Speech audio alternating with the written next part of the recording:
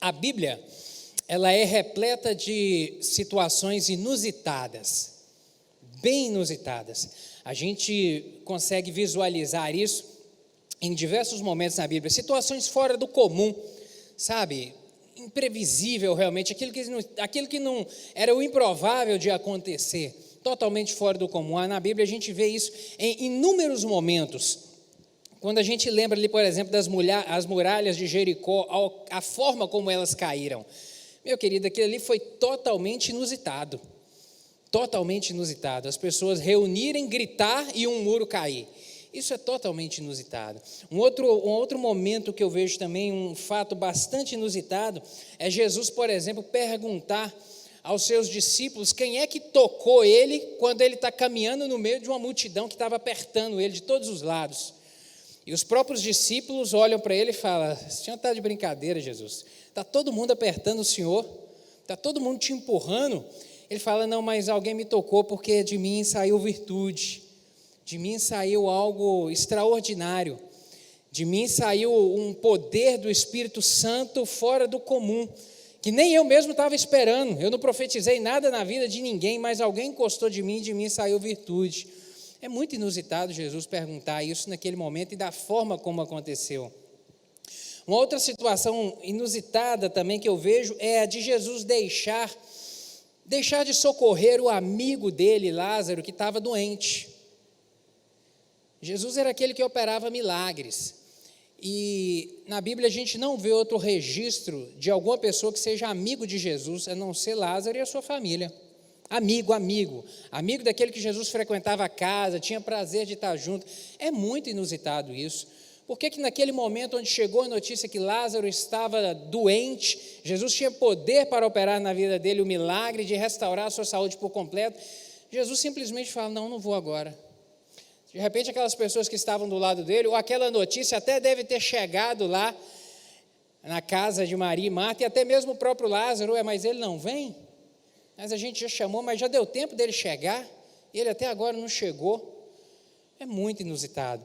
Mas a gente sabe o porquê disso. Tudo tem um propósito, tudo tem uma razão. O Senhor queria manifestar um poder extraordinário ali, que era de ressuscitar Lázaro após a sua morte. Mas naquele primeiro momento ali, foi muito inusitado, muito diferente isso. Não seria comum, porque é o amigo, a gente dá atenção, a gente dá cuidado. E o que Jesus fazia era amar pessoas de uma maneira muito intensa. Ele amava Lázaro a ponto de ser a única pessoa porque ele chorou. Ele chega diante do túmulo do seu amigo, se compadece dos familiares que estão ali naquele momento tão triste e também chora. Mas ele tinha poder para fazer diferente, mas ele não quis fazer. Naquele momento ele não quis fazer. E eu confesso para você que o Espírito Santo me trouxe nesse texto aqui, e eu meditando nessa passagem aqui também visualizei aqui algo muito inusitado, que é Jesus ajunta ali os discípulos e fala para eles: olha, vocês entrem no barco e atravessem para o outro lado, que eu vou ficar aqui sozinho e depois eu vou. Olha só como é que isso é muito diferente, totalmente inusitado essa situação. Por quê? Jesus só andava junto com os discípulos, a todo momento eles caminhavam juntos, já havia tempo ali junto, ministrando junto deles, e aí Jesus consegue convencer os 12 a entrarem no barco, saírem e deixar ele sozinho. Mas ele iria de quê? Mesmo que ele tivesse dito: não, eu vou depois, depois eu pego carona com algum barco que tiver de passagem. Mas os amigos dele eram os 12, os mais próximos e chegados a ele eram os 12. De repente pode ser que Jesus os delegou uma missão de chegar a Betsaida na frente dele para preparar alguma coisa. A Bíblia não deixa o registro, mas que fosse 5, que fossem 10, que ficasse de repente só o mais íntimo, que era João, mas não, foram os 12, foi todo mundo, e deixou Jesus sozinho. É muito diferente isso, você consegue perceber que é muito inusitado, é fora do comum. E às vezes, querido, nas nossas vidas a gente percebe alguns fatos fora do comum. Por vezes a gente não consegue compreender razões porque algumas situações também inusitadas acontecem na nossa vida. Algumas coisas fora do script, algumas coisas que não estavam previstas para acontecer, algumas coisas que realmente surgem sem qualquer razão. Por exemplo, a notícia de um tumor no auge da saúde física de um corpo. Um atleta ou alguém que não seja um atleta, um de nós, no auge da força física, ali na casa, eu digo aí dos 30, dos 40 anos, é quase que um semi-atleta, e aí chega a notícia de que está com um tumor. Mas é muito inusitado isso acontecer, sabe? Um acidente de trânsito que envolve uma pessoa que era tão cautelosa em dirigir, andava com tanto cuidado, respeitando as normas, andando tudo ajustadinho, mas daqui a pouco acontece. Enquanto eu estava preparando essa palavra, eu me lembrei de um caso envolvendo um cliente, que uma família do interior, da roça mesmo, do interior mesmo, moravam em fazenda, família com muito esforço, com muito sacrifício, sabe, pagou a faculdade do filho em Belo Horizonte, o filho estudou, se formou em medicina, um menino de 25 anos de idade, 25 ou 26 anos de idade, e primeiro ano ali de formado, chega no Natal, dia 24, a família decide reunir para a ceia de Natal, e aí a família toda reunida na roça, esperando ele chegar, chega ele vindo de Belo Horizonte e ele não chega. Chega a notícia de que ele ficou no meio da estrada. Um rapaz tão responsável em dirigir, mas alguém imprudente e irresponsável que estava alcoolizado, atravessa a pista e acerta o carro dele de frente. Totalmente, sabe, inusitada a situação. E aí chega a família, aquela notícia tão dolorosa, um infarto no momento mais produtivo da vida, é algo também muito inusitado, sabe, ali no auge da força, da produtividade, e aí do nada o coração desliga, fica doente e desliga. Mas não estava no momento, não estava na hora, nada sinalizava que aquilo ia acontecer, mas aconteceu. Situações imprevisíveis, às vezes um problema conjugal, um problema financeiro. Sabe, querido, quando eu volto os olhos para essa passagem aqui, eu vejo aqui, por exemplo, que naquela noite, né, nesse final de tarde, nessa noite aqui, uma coisa inusitada também. Essa tempestade aqui, ela foi inusitada. Você sabe por quê? Porque no final da tarde, embora seja previsível que no Mar da Galileia tinha tempestades que podiam ocorrer, que podiam surgir, eles eram pescadores, aqui havia pescadores entre os discípulos muito experimentados, mas naquele momento de zarpar, eu acredito que eles olharam para o céu, porque era dia ainda, e estava tudo claro, porque se tivesse uma tempestade chegando, certamente eles falariam: Jesus, a gente não vai não, vamos esperar até amanhã, não vamos encarar essa tempestade não vamos entrar aqui não, porque ali está vendo a tempestade, a gente conhece essa região aqui, vai dar ruim, nós não vamos não. Vamos deixar para ir para Betsaida amanhã cedo. Não foi. Estava tudo correndo normalmente, aí eles entram no barco e vão. Essa tempestade certamente foi algo inusitado também, que não estava no script daquele momento. Contudo, o que eu verifico também, querida, é que as maiores tempestades ou os ventos contrários que enfrentamos não são aqueles que vêm de fora, provenientes de circunstâncias. As maiores tempestades, ou aquelas que mais causam abalos, são aquelas que ocorrem dentro do nosso coração. São aquelas que ocorrem dentro da gente, são aquelas que atingem a nossa alma, são aqueles vendavais que agitam a nossa alma. Essas são realmente as maiores tempestades. Os tufões mais violentos são aqueles que agitam, que não são aqueles que agitam as circunstâncias da vida, mas aqueles que realmente mexem com os nossos sentimentos. Eu vejo que essas são as tempestades mais drásticas, que causam grande inquietude na alma. E inquietude aqui, a gente pode dizer de ansiedade, a gente pode dizer de uma preocupação exacerbada, a gente pode fazer referência ao medo, à desesperança, à ausência de paz, sabe? Coisas que mexem com a alma e com o coração da gente, que nos tiram do eixo. Tempestades, ventos fortes que assopram, e que assopram mais forte dentro, às vezes, do que as circunstâncias que estão sendo vivenciadas. Mas o Senhor me incomodou ao preparar essa palavra, para poder trazer uma mensagem que Ele viesse a ministrar no seu coração, a respeito de confiança nele, a respeito de que você não não precisa de ficar demasiadamente, angustiado em relação às situações inusitadas que surgem da vida. Porque de repente você hoje pode estar aqui vivendo uma situação inusitada também. Algo que você não estava esperando e que surgiu na sua vida. E que por vezes está trazendo tanta angústia no seu coração. A situação, meu querido, ela pode ser inusitada para você, mas ela não é para Deus. Ela pode ser imprevista para você, mas para Deus não é. Elas podem estar fora do seu controle, mas não estão fora do controle do Altíssimo. Não estão fora da autoridade do Senhor. E de repente você não pode entender a razão por que isso está acontecendo contigo, por que isso surgiu nesse momento. Mas eu quero te dizer que às vezes é o Senhor Jesus que está usando isso para poder ser um instrumento pedagógico na sua vida, para fortalecer sua fé, para trabalhar a sua confiança e a sua dependência dEle. Em nome de Jesus, eu quero que você entenda nessa noite a necessidade que a gente tem de aprender a desenvolver expectativa positiva, mesmo quando a gente está vivenciando circunstâncias adversas, circunstâncias imprevisíveis, inesperadas ou inusitadas na sua vida. Você ainda tem a capacidade de desenvolver expectativa positiva em relação a isso, porque maior é o nosso Deus que trabalha e que cuida de nós, e que age na nossa vida, e que tem um controle da nossa vida nas suas mãos. Amém, meu querido?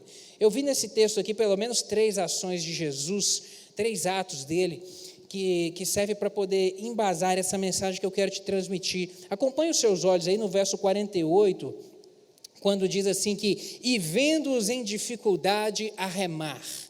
Jesus viu os seus discípulos em dificuldade a remar. Jesus contempla a nossa luta, querido. Jesus contempla a sua luta. O Senhor sabe das suas necessidades, da angústia do seu coração. Jesus aqui não estava nesse momento fisicamente presente com os seus discípulos.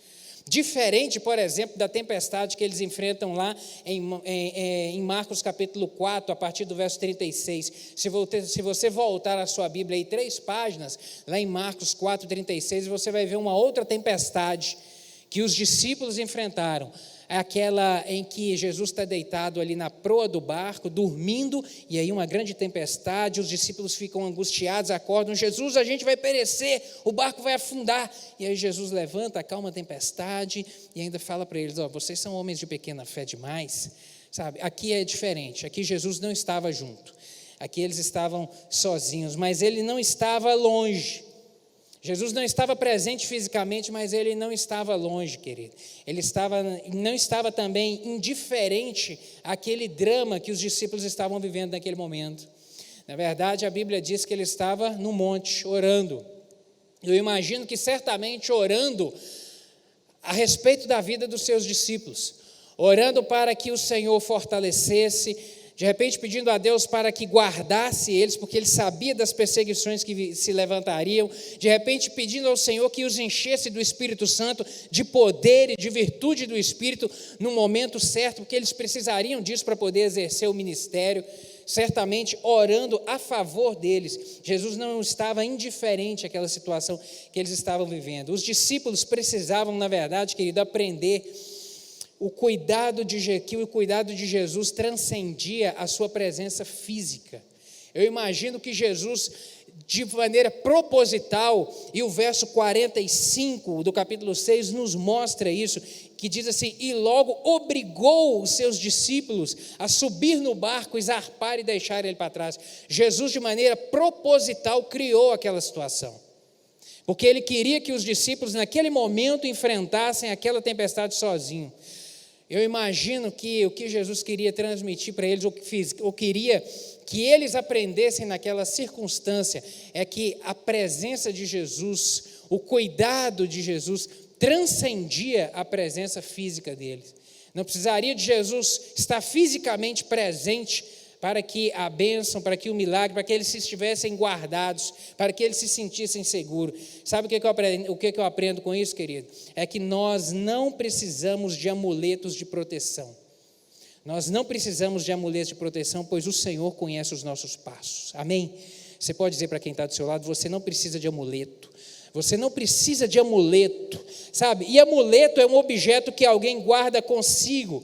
e a que se atribui virtudes sobrenaturais de defesa contra a desgraça, contra a doença, contra feitiço, contra malefício. Isso que é amuleto. A gente não precisa de amuleto. O cristão não precisa de amuleto. Sabe, não é a Bíblia aberta na sala da casa, não é a Bíblia aberta dentro do quarto ou no trabalho que vai trazer proteção, que vai espantar o mal-olhado. Não, a Bíblia não vai fazer isso. Esse livro aqui aberto lá não vai espantar nem pernilongo. Nem os pernilongos vai ser espantado. Porque esse livro aqui somente, ele não tem poder nenhum. Nenhum. Ele não é um amuleto. Não é a gente andar com ele debaixo do braço que a gente vai estar guardado. Não é ele estar em algum local perto de nós, que aquele ambiente vai estar guardado. Bíblia não é amuleto, meu querido. Agora, ela aberta, o conteúdo dela ensina para a gente a respeito de Deus, nos apresenta quem é Deus, nos mostra a maneira como nos relacionar com Deus, instrui a gente a respeito das características e da virtude do nosso Deus, sabe? E nos mostra como dele nos aproximar, como obter a bênção dele, como termos a graça dele sobre as nossas vidas, como que ele derrama poder e virtude sobre nós e o operar dele através das nossas vidas. E isso ela mostra, e isso ela ensina, mas ela realmente não é um amuleto. Salmo 46, verso 1 a 3 diz: Deus é o nosso refúgio e fortaleza, socorro presente na angústia. Portanto, não temeremos, ainda que a terra se mude, ainda que os montes se transportem para o meio dos mares, ainda que as águas rujam e se perturbam, ainda que os montes abalem pela braveza, ainda que tudo aconteça, ainda que a terra trema, ainda que a casa caia, ainda que, não importa a situação, Ele continua sendo a fortaleza, amém? Ele é que continua sendo a nossa proteção, o nosso refúgio, o nosso abrigo. Sabe, quando pensamos que o Senhor, às vezes, em momentos de circunstâncias difíceis, às vezes na fraqueza, às vezes pensamos que o Senhor está tão longe, às vezes parece que Ele está tão longe, na verdade Ele não está longe não, querido. A presença dEle fisicamente não está comigo e nem contigo, mas o olhar dEle está sobre nós. A presença dEle vai conosco, do seu Espírito vai conosco. Ele não dorme, Ele não cochila, Ele nos sustenta, Ele nos guarda. Isaías, o profeta, em Isaías, no capítulo 64, verso 4, vai dizer: porque desde a antiguidade não se ouviu, nem com os ouvidos se percebeu, nem com os olhos se viu um Deus além de ti, que trabalha, que peleja, que batalha por aqueles que nele espera, por aquele que nele confia, por aquele que dele não duvida, mas que espera. Sabe, o contemplar de Jesus, querido, o contemplar de Jesus que eu vejo aqui, como o verso diz que ele estava a contemplar os seus discípulos num momento de dificuldade. O contemplar dele, para mim, indica o seu compromisso de cuidado, de proteção e de consolo com cada um de nós. Sabe, o olhar dele, a atenção dele significa isso. Sabe, o consolo que Ele nos dá no momento da aflição, a certeza de que Ele cuida, sabe, é cuidado, é proteção e é consolo dEle. Isso tem um grande significado para nós, querido. Significa que não estamos sós nos momentos inusitados da vida. Nos momentos inusitados da sua vida, você tem a certeza disso, você não está caminhando sozinho. Nos momentos de ventos, de tribulação, sabe, dos maiores ventavais, você não está sozinho, meu querido. Creia nisso, creia nisso. Efésios, capítulo 1, versos 13 e 14, diz o seguinte: em quem também vós estáis, depois que ouvistes a palavra da verdade, o evangelho da vossa salvação, e tendo nele também crido, fostes selados com o Espírito Santo da promessa, o qual é o penhor da nossa herança, para a redenção da possessão adquirida, para louvor da sua glória. Glória a Deus, porque em nós, quando abrimos o nosso coração a Ele e pedimos a Ele que venha fazer morada em nosso coração, quando entregamos a nossa vida a Ele, Ele vem e nos marca com o selo chamado Espírito Santo, que vem habitar em nosso coração e vem nos dar essa certeza de que somos amados e cuidados por Ele. A expressão que o apóstolo Paulo utiliza é o penhor da vossa herança. O penhor é a garantia. O Espírito Santo que o Senhor deixou conosco, que Ele prometeu que enviaria para nos consolar e para estar conosco, é a garantia de que somos amados e cuidados dEle. Amém? O próprio apóstolo Paulo, em Romanos capítulo 8, verso 16, ele vem confirmar isso também, quando ele diz que o mesmo Espírito testifica com o nosso Espírito que somos filhos de Deus. O mesmo Espírito, o Espírito Santo, testifica com o nosso Espírito que somos filhos dele, que ele é o nosso Pai, que nós temos um Pai, e um Pai que cuida, um Pai que zela, um Pai que guarda, um Pai que tudo provê. Amém, meu querido? Romanos capítulo 8 realmente é um capítulo maravilhoso. Paulo vem explicar a diferença que o Espírito Santo faz na vida do homem. Depois leia em casa. É realmente maravilhoso. Mas vem falar a respeito dessa diferença na vida daquele que decide realmente de uma forma contínua, uma decisão sincera e contínua de morrer para as vontades da carne. Aquele que morre para as vontades da carne, aquele que agora decide não andar mais segundo a carne, mas andar segundo o Espírito, esse sim, do Espírito do Senhor recebe a confirmação de ser filho, aonde ele vem falar que somos herdeiros e co-herdeiros com Cristo, das bênçãos, da promessa, através da redenção que Jesus Cristo operou na cruz do Calvário, pagar o preço pelas nossas vidas. Nós temos essa certeza, mas daquele que realmente decide andar e pautar a sua vida de maneira, repito, sincera e contínua, de andar com o Senhor, de se afastar do mal, de fazer morrer as vontades da carne, que realmente são muitas, são muitas. Às vezes nós imaginamos que temos, no enfrentar da circunstância da vida, muitas experiências, ou que nós somos às vezes dotados de capacidade de superar, de ir, e às vezes com tanto trabalho, acabamos por nos afadigar de tanto remar, como os discípulos aqui remaram contra a maré durante tanto tempo, e estavam já cansados. E aqui foi muito tempo que eles passaram remando. O texto nos diz que já era próximo da 4ª vigília. A hora, nesse tempo aqui, não existia o relógio como o nosso relógio tão preciso. A noite era dividida em 4 vigílias. A primeira vigília era das 6 da tarde às 9 da noite. A segunda vigília, de 9 à meia-noite. A terceira vigília era de meia-noite às 3 da manhã. E a 4ª vigília era de 3 às 6 da manhã. O texto diz que já estava próximo da 4ª vigília. E o texto diz também que eles zarparam antes do sol se pôr, porque já era tarde, mas não era noite. Os discípulos remaram do final da tarde até por volta de 4 horas da manhã. É muito tempo remando, é muito tempo batalhando, é muito tempo se esforçando, é muito tempo se empenhando, e o texto é muito claro ao dizer que eles não saíram do lugar. Eles estavam parados, Jesus estava no alto do monte orando e vendo que eles estavam parados no meio do lugar, porque com as próprias forças eles não conseguiam. E às vezes assim é nas nossas vidas, a gente vai tentando remar e vai remando e vai tentando remar, e aí percebe que não está saindo do lugar. E o Senhor, pela sua misericórdia e graça, vem e intervém e abre porta. Entrega para o Senhor, meu querido.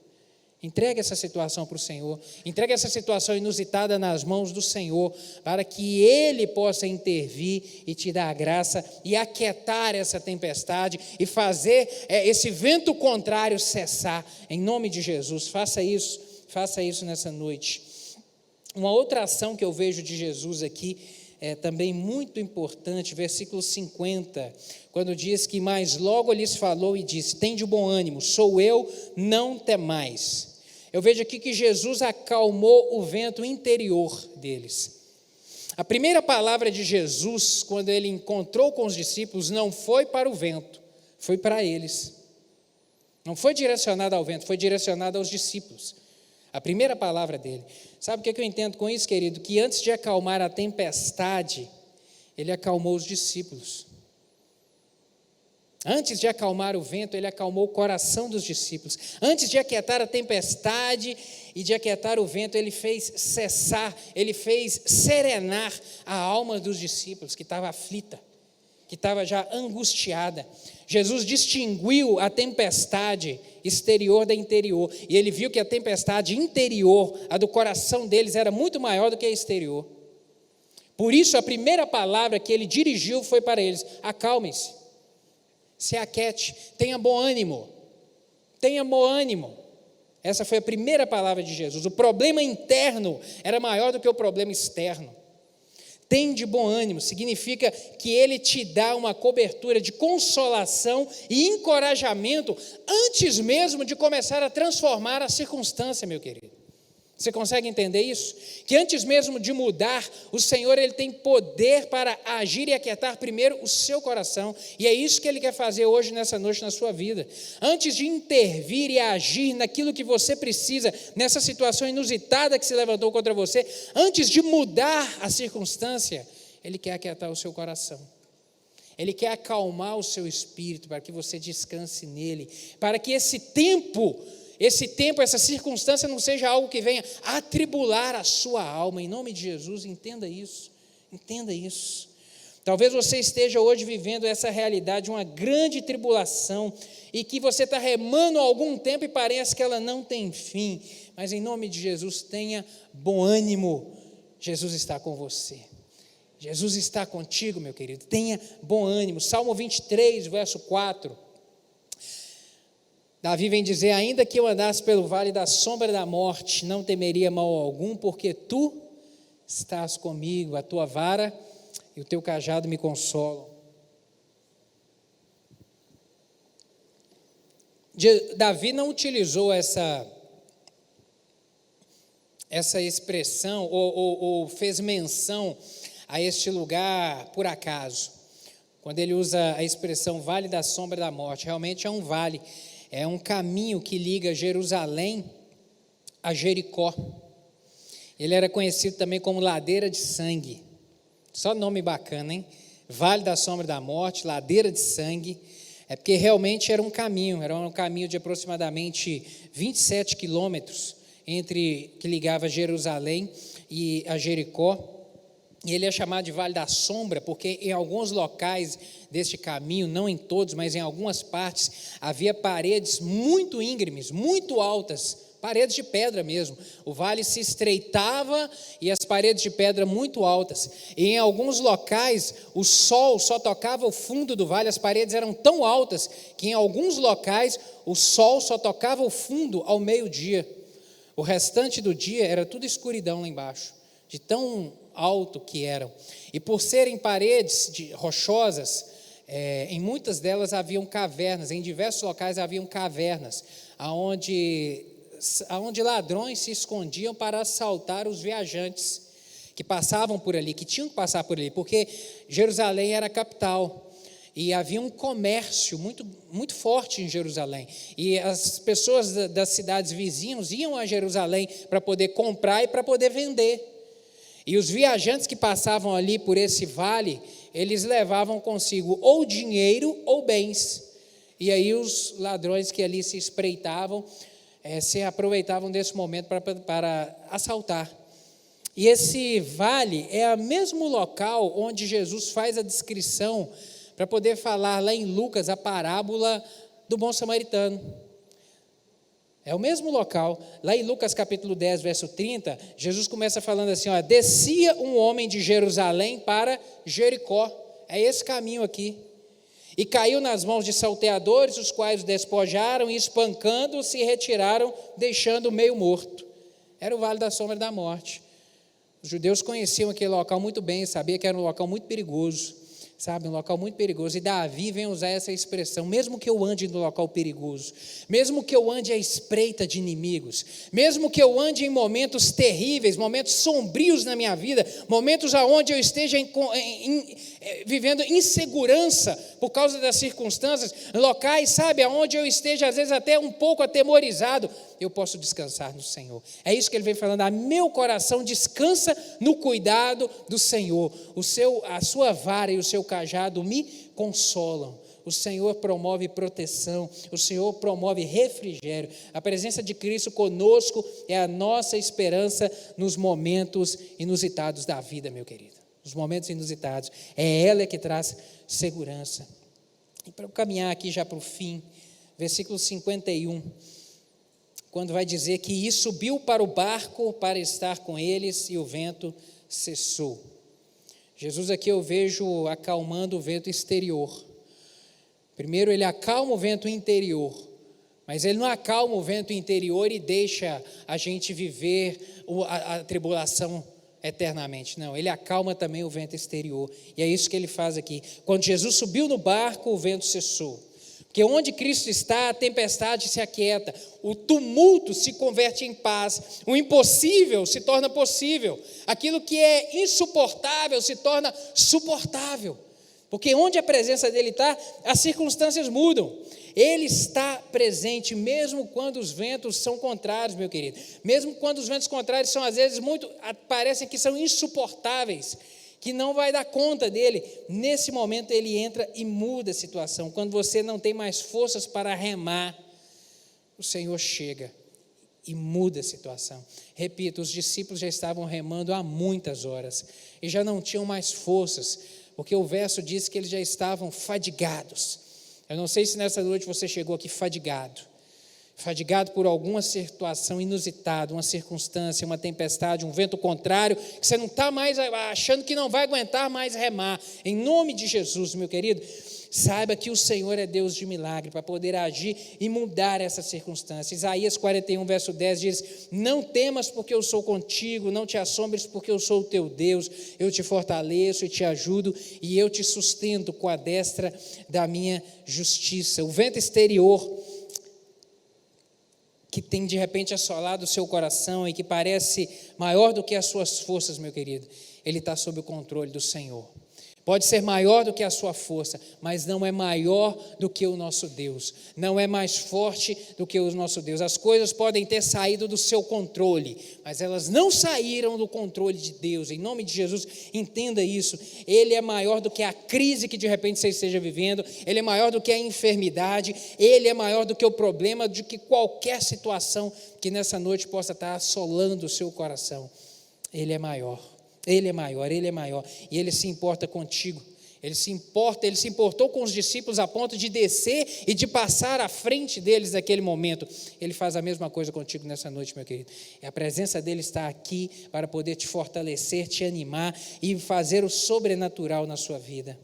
Deuteronômio capítulo 31, versos 7 e 8, tem uma palavra de Moisés a respeito de Josué que diz o seguinte: chamou Moisés a Josué e lhe disse aos olhos de todo o Israel: esforça-te e anima-te, porque com este povo entrarás na terra que o Senhor jurou a teus pais lhe dar, e tu os farás herdá-la. O Senhor, pois, é aquele que vai adiante de ti, ele será contigo, não te deixará, nem te desamparará. Não temas e nem te espantes, não fique atemorizado, descansa nessa palavra, Josué.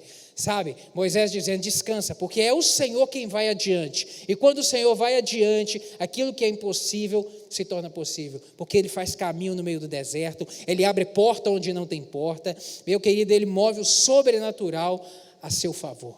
Creia nisso, em nome de Jesus. Gostaria de te convidar a ficar em pé neste momento. No dia do inusitado, no dia da tempestade, deixe o Espírito Santo, em nome de Jesus, meu querido, aquietar o seu coração com a certeza de que o Senhor está perto, e nele você pode descansar e ter a certeza da vitória. Não sei se você chegou aqui nessa noite assim, vivendo um momento inusitado na sua vida, onde você não esperava jamais que isso ia acontecer, e isso tem te angustiado. Se essa é a sua situação, eu gostaria de te convidar a levantar as mãos para a gente orar nessa hora, e o Senhor vai agir a seu favor. O Senhor é aquele que vai adiante de você nessa hora para poder intervir, para poder agir, para poder passar à frente, em nome de Jesus, ordenar palavra de vitória, mas antes de transformar essa situação, aquietar o seu coração. Se você está precisando que o seu coração seja aquietado nessa noite, que serene o seu espírito, a sua alma, em nome de Jesus, erga a sua mão e nós vamos orar. E eu creio no poder do nosso Deus, eu creio no poder de um Deus que age, que responde a oração e que intervém a nosso favor. Meu Pai amado, eu te dou graças pela tua palavra, obrigado porque ela anima a nossa fé.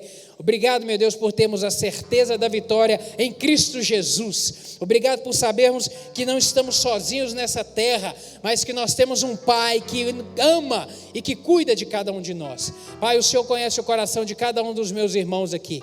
Meu Deus, tem gente aqui que está precisando que o Senhor aquete o coração nessa noite. Meu Deus, eu lhe peço, faz cessar, meu Deus, faz serenar, meu Deus, essa alma. Tira essa angústia, essa preocupação, essa ansiedade, esse medo. Liberta em nome de Jesus, meu Deus, e aquieta esse coração, para que ele descanse no Senhor, sabendo, meu Deus, que é o Senhor quem peleja por ele, é o Senhor quem trabalha por ela, em nome de Jesus. Seja a bênção do Senhor, um bálsamo nessa noite, para fazer esse coração descansar, meu Deus, mas intervém também nesse vento exterior, nessa circunstância, meu Deus, para, em nome de Jesus, ordenar a tua palavra de vitória, meu Deus, e fazer um milagre, porque o Senhor é Deus de milagre, é aquele que sara, é aquele que envia provisão, é aquele que restaura, é aquele que faz de novo, é aquele que abre caminho no deserto, é o nosso Deus, que tem todo o poder no céu e na terra. Por isso, manifesta o teu milagre, meu Deus, e confirma essa palavra na vida de cada um dos meus irmãos aqui, com sinais e prodígios do Senhor, é o que eu lhe peço em nome de Jesus. Amém. Amém. Glória a Deus.